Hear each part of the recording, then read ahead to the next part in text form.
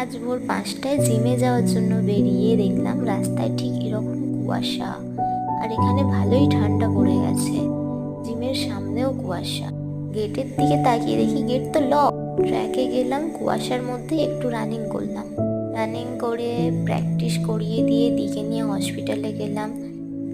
ওষুধ নেওয়ার জন্য লাইনে দাঁড়িয়েছিল, ওষুধও নিয়ে বেরোলাম। এটা হলো হসপিটালের বাইরেটা। এখান থেকে আমরা গেলাম আমার সাইকেলটা সারাতে আর কিছু সবজি বাজার করতে। একা থাকি, সব কিছু নিজেকেই এখন করতে হয়।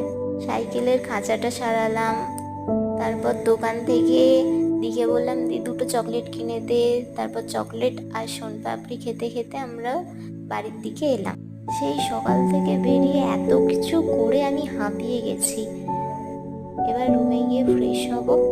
টাটা, দেখা হচ্ছে পরের ভিডিওতে।